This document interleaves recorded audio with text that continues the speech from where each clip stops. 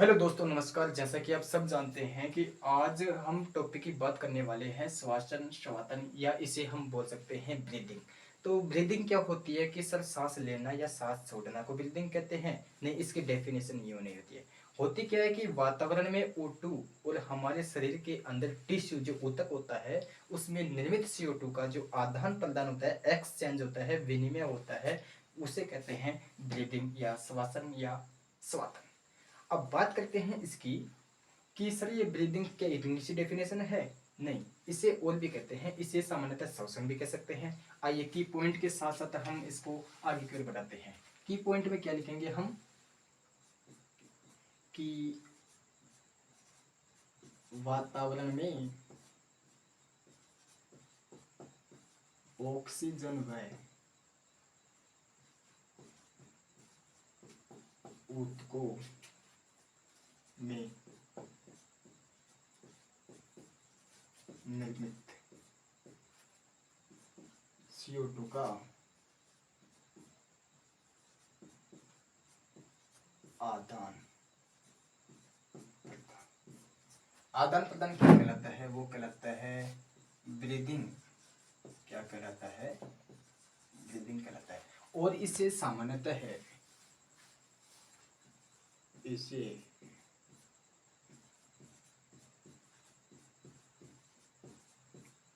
सामान्यतः श्वसन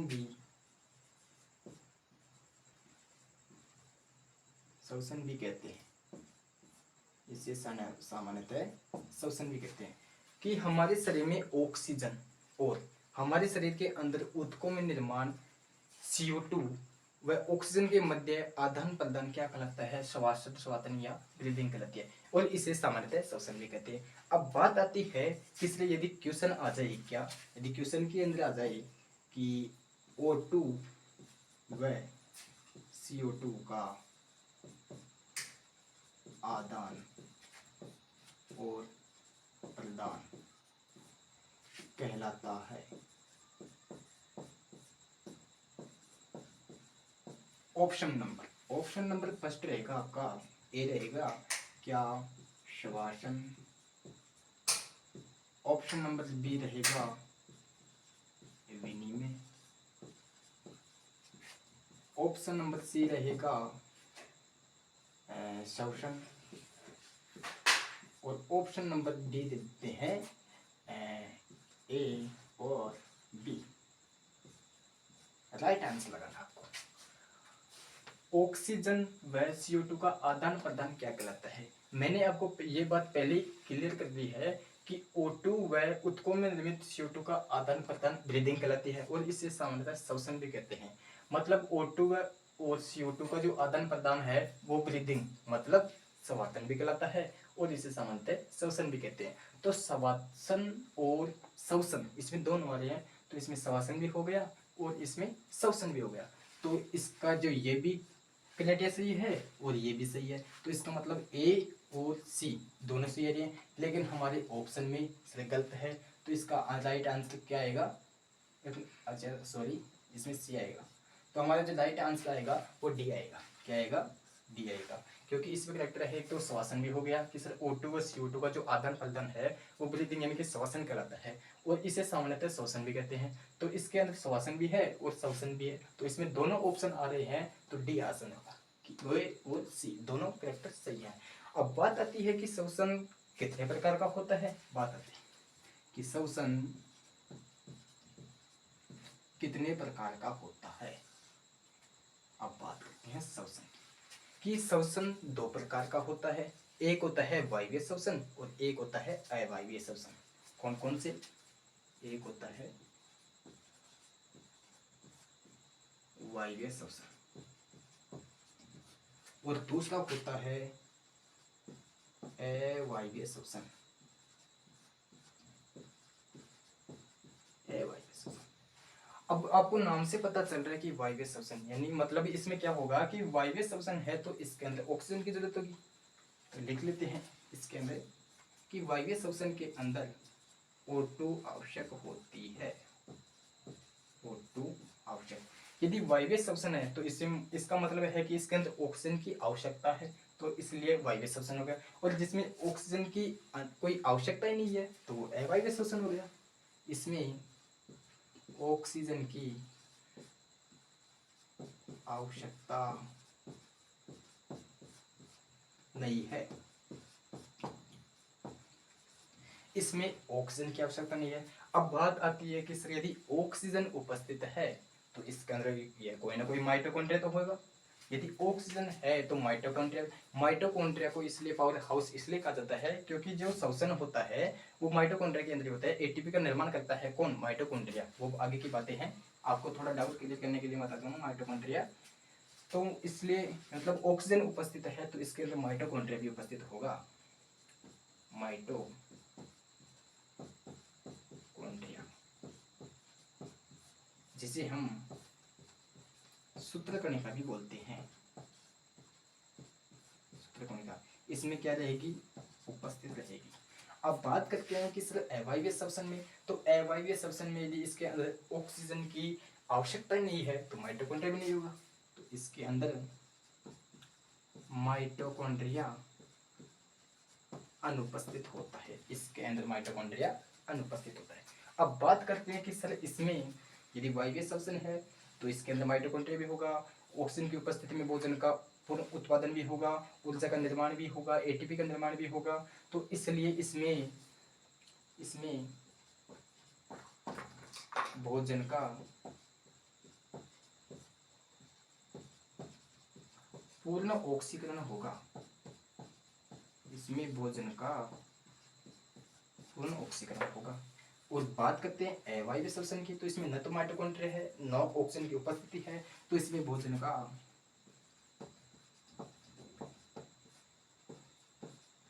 अपूर्ण ऑक्सीकरण होगा।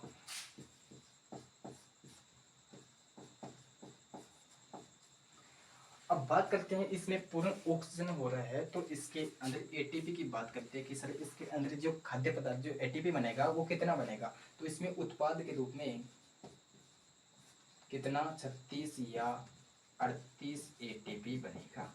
सर्वाधिक एटीपी बनेंगे किसमें? वायवीय श्वसन में, क्योंकि इसके अंदर माइटोकॉन्ड्रिया भी उपस्थित है और किसकी आवश्यकता है माइटोकॉन्ड्रिया को? ऑक्सीजन की। तो इसमें 36 या 38 एटीपी बनेगी। और अवायवीय श्वसन की बात करते हैं तो इसके अंदर ओनली 2 एटीपी बनते हैं, इसमें 2 एटीपी बनते हैं।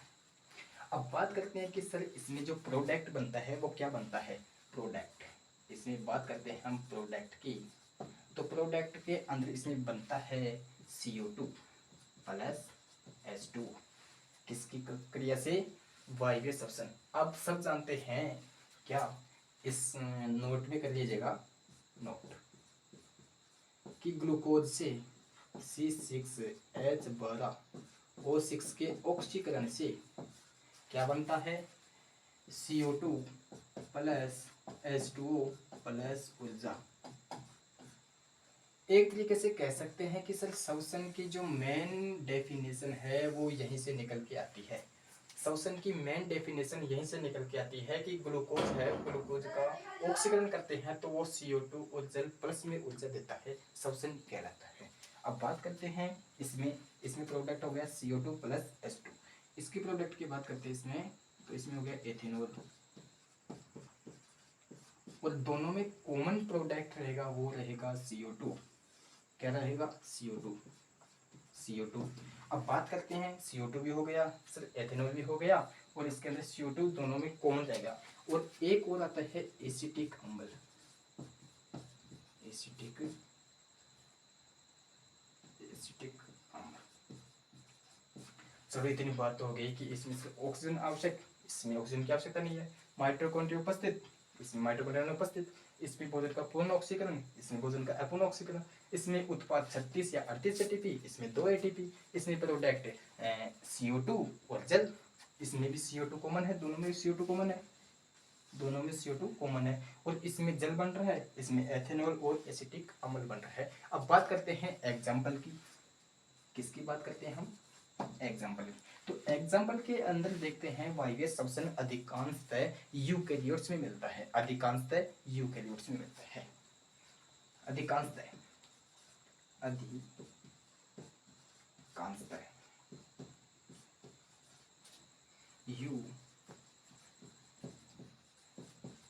यूकेरियोट्स, अधिकांशतः यूकेरियोट्स। अब बात करते हैं अवायवीय श्वसन की। तो अवायवीय श्वसन के अंदर जो एग्जाम्पल की बात करते हैं तो उसमें आता है यीस्ट। यीस्ट एक अपवाद है, किसका? कवक का। क्यों? क्योंकि यीस्ट होता है, जो कवक होते हैं वो बहुकोशिकीय होते हैं, लेकिन जो यीस्ट होता है वो एक कोशिकीय होता है। वो ये यीस्ट की दूसरी बात, ये अपवाद इसलिए कहलाता है क्योंकि जो यीस्ट होते हैं वो तंतु में नहीं होते हैं, लेकिन यीस्ट तंतु में होता है। यीस्ट आरबीसी, कंकालिपेशिया,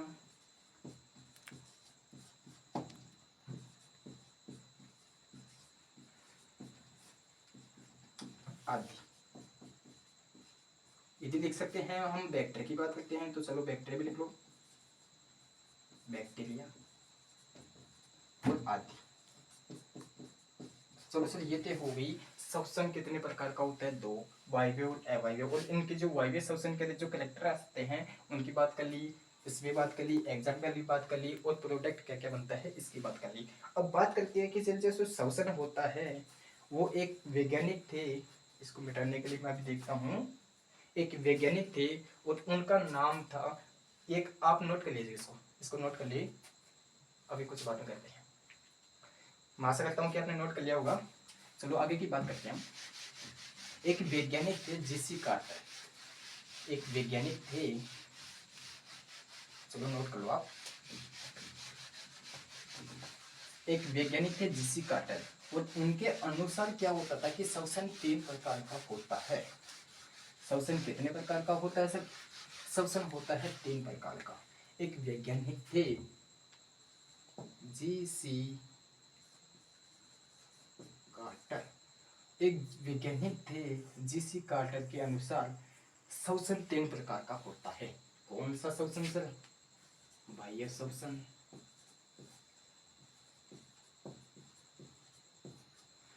एक हो गया आंतरिक श्वसन,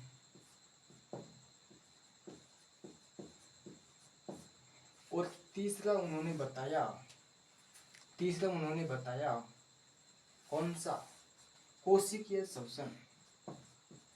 कौन सा? कोशिकीय श्वसन।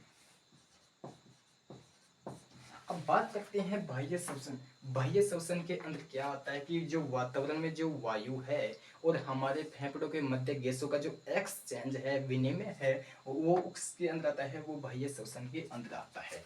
वातावरण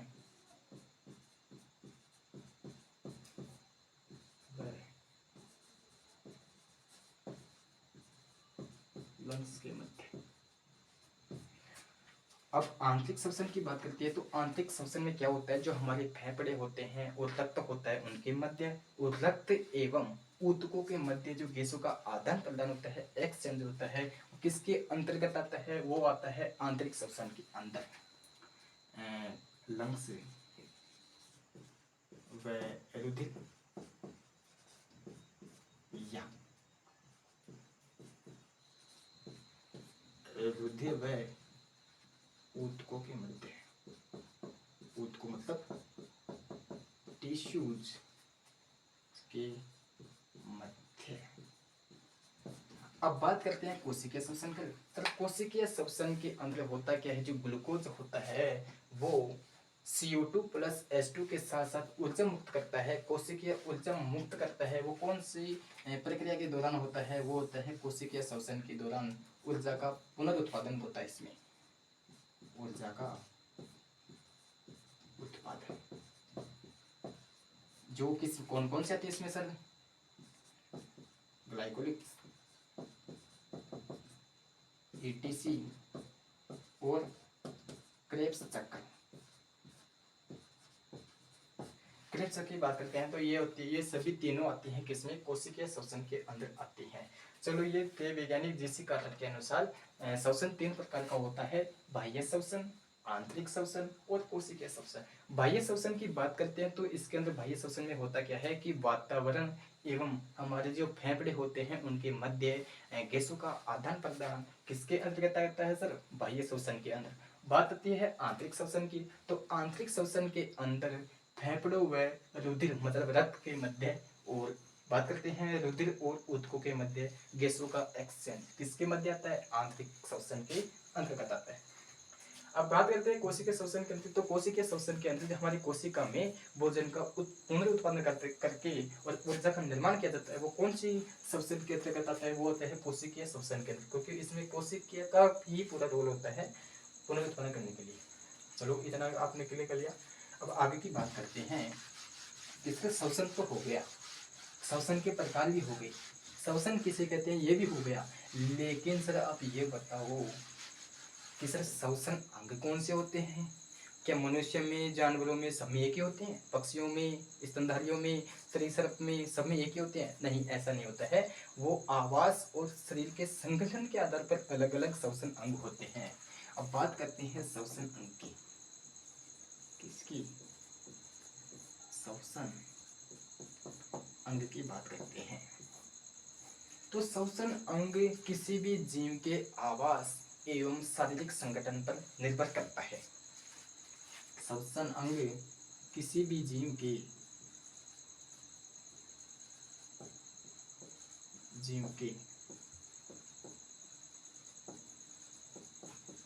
आवास व शारीरिक संगठन पर निर्भर करता है। अब पहली बात करते हैं हम आवास की। आवास की बात करते हैं। आवास के अंदर आवास, इसमें आवास की बात करते हैं। यदि आवास जलीय है, यदि आवास जलीय है तो जलीय होगा तो इसमें जो श्वसन होगा वो गिल्स के द्वारा होगा। किसके द्वारा? गिल्स मतलब जो क्लोम होते हैं उनके द्वारा होगा। यदि आवास जलीय है तो गिल्स के द्वारा होगा, और यदि सर आवास स्थलीय है, स्थलीय है तो किसके द्वारा होगा सर? फेफड़ों के द्वारा। जैसे फेफड़ों को हिंदी में क्या कहते हैं? वो इंग्लिश में क्या कहते हैं? लंग्स। लंग्स को हिंदी में कहते हैं फेफड़े। तो वो किसके द्वारा होगा? लंग्स के द्वारा होगा। लंग्स के द्वारा होगा। किसमें सर? स्थलीय में। यदि जलीय होगा तो गिल्स के द्वारा होगा, और यदि आवास उसका स्थलीय है तो वो किसके द्वारा होगा? लंग्स मतलब फेफड़ों के द्वारा होगा। अब बात आती है, ये तो सर आवास की बात हो गई। अब बात आती है शारीरिक संगठन की। अब दूसरा टॉपिक, ये तो पहला, दूसरा टॉपिक की बात करते हैं सर शारीरिक संगठन की।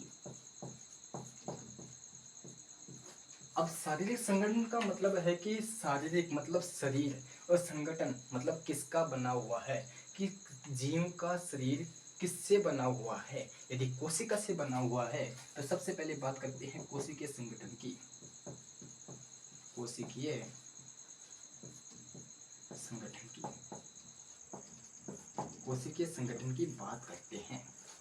कोशिकीय संगठन में मतलब ऐसा जीव जिसका निर्माण केवल कोशिकाओं से बना हुआ है और इसमें किसी और अंग की रोल नहीं है, तो वो किसके अंतर्गत आता है? कोशिकीय संगठन के अंतर्गत आता है। तो कोशिकीय ऐसा संगठन जिसमें कोशिकाओं का निर्माण के द्वारा ही उसका शरीर बना हुआ है, तो वो एग्जाम्पल में ले सकते हैं कि वो कौन सा संघ है? वो होता है पोरीफेरा।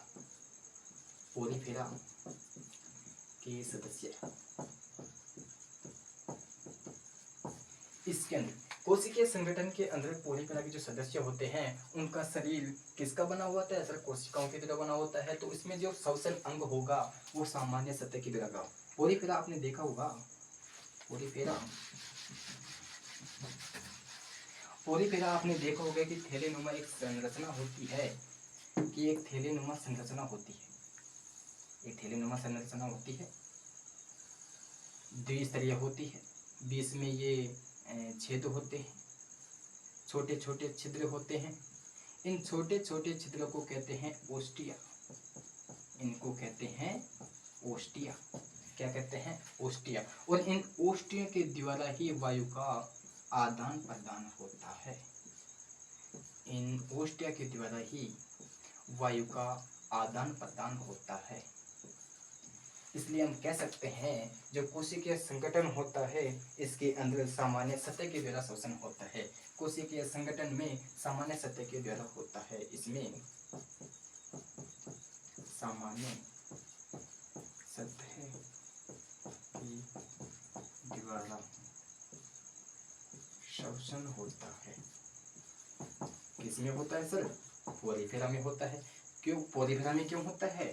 स्लेंट्रेटा टेनोफोर में क्यों नहीं होता है? क्योंकि पोरीफेरा में इसलिए होता है क्योंकि इनका जो शरीर है वो केवल कोशिकाओं से बना होता है, और कोशिकाओं के जिससे बना होता है वो संग आता है पोरीफेरा। तो पोरीफेरा का जो आकार की बात करते हैं तो ये है, इसमें छोटे छोटे छिद्र होते हैं जिसे ओस्टिया कहते हैं, और इसमें शोषण सामान्य सतह के द्वारा होता है।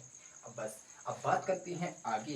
ये तो हो गया कोशिका संगठन की। अब बात आगे की करते हैं हम किसकी? ऊतक संगठन की। ऊतकीय संगठन।